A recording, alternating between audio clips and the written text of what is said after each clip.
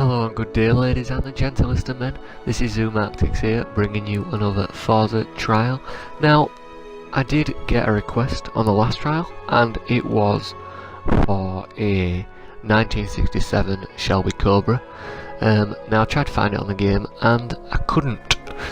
But I quite like the idea of a big meaty muscle car. I was going to go for a vintage one, but then I changed my mind and thought the Challenger was a good one to go with. So we'll just have a look at the stats now. As you can see, it's quite basic, as most muscle cars are, and it doesn't have very good handling, as most muscle cars don't. Acceleration is good, launch is good, and braking is pretty poor. That's because it's got a lot to stop though. As you can see, it weighs in at 4,160 pounds, and it's got a lot of torque, but it needs it to get that car off. And the horsepower is incredibly high too. So yeah, we're going to start with this car for the second trial. I'm just going to talk you through some of the upgrades. Now basically, because it's got all the speed that it needs, I'm not going to do anything to the speed unless it comes with something related to handling. So I'm just going to pick a colour first. Now thinking that red, but nah, I'm going to go for this blue. Right, as you can see, it's quite a cheap car, which is one of the reasons that I'd recommend it to you. Cheap for what it is, it's a quality car, and at 40 odd grand you can't go wrong. So that is the car bought. This is your 2012 Dodge Challenger SRT8 392. Thank you, Mrs. Forza Motorsport 5. We will go to the car now and go to upgrade. Now, when you're upgrading, I wouldn't advise that you do this quick upgrade which you get straight away. I'd go for, you know, everything else. So brakes, as you can see, stops the car. Need it, because this car is big and fat, weighs a lot, you need a lot to stop it. Springs and dampers. Now if you've got a low riding car, it improves aerodynamics for one, but it also increases handling. I don't quite know how it does that, so I'm not going to go technical, because quite frankly I don't know the technicalities of it. But yeah, these anti-roll bars are just in place to stop the car rolling, and if it does roll, protects you a little bit. Now this is just to reduce weight, which should help handling, and it does dramatically increase handling. So yeah, another reduction of weight, which also increases handling. Now drivetrain, basically this is just going to make it lighter and increase handling some more. Basically I'm just focused on the handling, and if you do buy the car I would advise that you focus on handling too, because it's not that great when you get it. I'm looking to get it above 5, as near to 6 or 7 as I can. I realise that 7's not that easy, but yeah. So we want some big nice grippy tyres there. There we go. We also want some fat tyres to increase surface area on the ground, which allows, you know, quicker braking times. Oh, you can get them back ones quite fat, can't you? So if these do not increase the car, and I don't quite know how the trims increase the handling, but they make it look fabulous, so I'm going to go for these. That is basically what I go for when I'm looking at trims. I don't really see the point in them, but if it looks good then why not. So now we're just going to increase downforce here.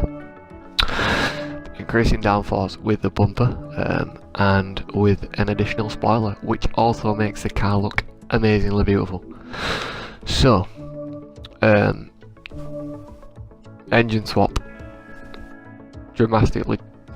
dramatically changes the speed, which I didn't want to do, so I'm not going to touch that, because that can just send it out of control. I do want an all-wheel drive car, because that does increase handling as well, even though it says it doesn't.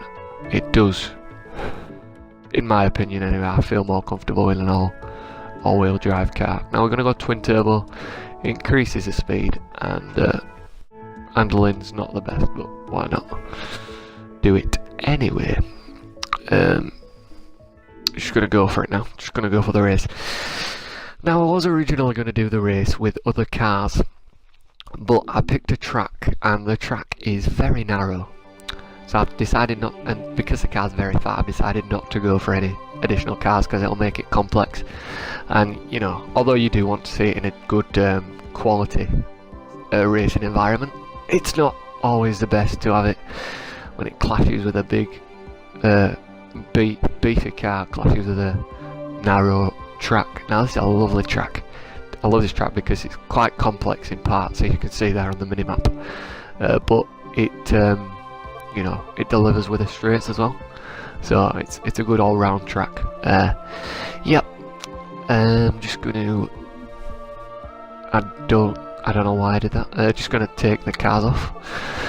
I'm just going to reduce the laps as well, because I think if I did 2 laps, it's just going to get boring for you, especially when there's no cars that I'm racing against. So, as you can see, it's in Australia. Bathurst or Bathurst, not a clue how you pronounce that. I assume there is a correct way and an incorrect way, and I use the incorrect way. We are going to see what this car does. This is all my own pre-recorded footage, by the way. As all of my stuff is all pre-recorded. I will let you know when I start and learn how to do live comms. But until then, I'm afraid it's just going to have to be pre-recorded. As you can see, it's looking beautiful in this glistening sun. And we're off. Quality start there. Quality start. Powerful. That is the power that I'm talking about. It needs that brake horsepower because, as we saw, over £4,000. That is one beefy car. That is just like a lot. So, as this is what I said when I said the track was very narrow. It is incredibly narrow. But yeah, we're going to see what it does. We've got a nice straight to start with, but straight away we seem to be coming into the complex part of the course, which, you know, it's not that far in.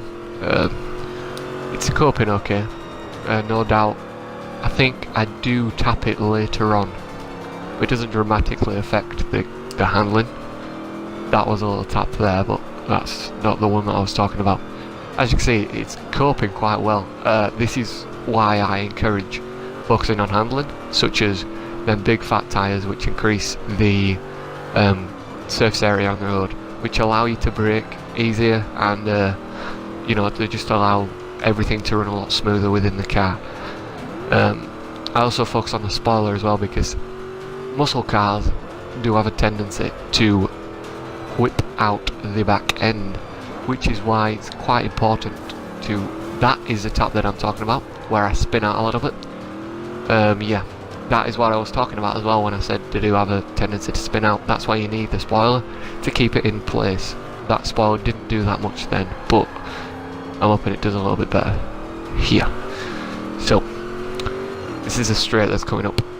It's quite a short track, this. Didn't realise how short it was until I actually did the recording.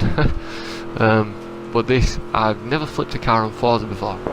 I know our first race on this Forza, I came up to this straight and there's a bit coming up. Our braking line's there telling me to brake. I didn't brake and I just flew. And honestly, it's the first time I've ever flipped a car on Forza, and I had damage on realistic, so when I managed to flip it back, whoa, it was in a reach state, I tell you that. A reach state. We're just coming up to this. We're coming up to the end of the track now. I would advise buying this car.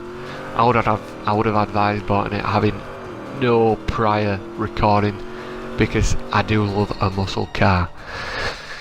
2 minutes 30, that's a pretty decent time for this track, especially in a muscle car. It's a top muscle car, so if you do enter, I believe it's the modern muscle car championship, I advise getting this and do the upgrades which I picked. However, do feel free to add your own spin on it by, I don't know, mixing it up with the tyres or whatever you want. You know, it's your choice at the end of the day, but I would advise focusing on handling more than speed, because quite frankly, it is a bit overpowered when it comes to speed and underpowered when it comes to handling. So, I hope you enjoyed this video, and I hope you comment any suggestions for any cars for next week. Try and get it something which is on the game so that I can actually humour you. And yeah, I hope you enjoyed, and stay tuned for the rest of the week for my other series, and a new series is on the horizon, so look out for that. I'll post it on my Twitter. Live forever, everyone.